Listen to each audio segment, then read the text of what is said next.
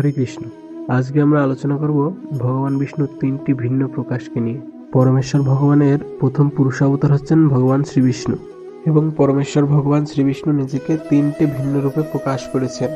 পরমেশ্বর ভগবান শ্রীবিষ্ণুর প্রথম প্রকাশ হচ্ছেন মহাবিষ্ণু কিংবা কারণাধ্যক্ষায় বিষ্ণু, যিনি কারণ সমুদ্রে শুয়ে আছেন এবং তার লোমকূপ থেকে অনন্ত কোটি বিশ্বব্রহ্মাণ্ডের সৃষ্টি হচ্ছে।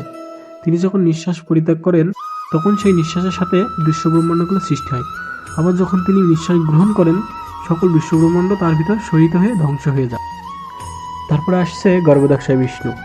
প্রত্যেকটি বিশ্বব্রহ্মাণ্ডের ভিতরে ভগবান বিষ্ণু নিজেকে গর্ভদাক্ষায় বিষ্ণু রূপে প্রকাশ করেছেন, যার নাভিপদ্ম হতে ব্রহ্মা সৃষ্টি হয়েছে এবং তিনি এই গর্ভদাক্ষায় রূপে সৃষ্টির পালনকর্তা হিসেবে নিয়োজিত রয়েছেন।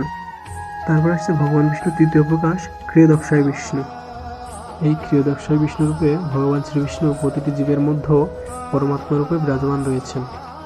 পুরো বিশ্বব্রহ্মাণ্ডে যত প্রকার জীব জন্তু আছেন সবার হৃদয়ে ক্ষীরদক্ষায় বিষ্ণু পরমাত্মা রূপে বিরাজমান রয়েছেন। জীবের কর্ম অনুসারে ভগবান এই রূপে সকলের ইচ্ছা পূরণ করেন এবং প্রতিটি জীবকে ভগবত ধামে ফিরিয়ে নিয়ে যেতে ভগবান এই রূপে তাদেরকে সাহায্য করেন। এছাড়াও যত প্রকার অবতার পৃথিবীতে অবতীর্ণ হন, যেমন মৎস্য, কুর্ম, বরাহ, নৃসিংহ ইত্যাদি সব অবতার ভগবানের এই ক্ষীরদক্ষায় রূপ থেকেই তারা আবির্ভূত হন।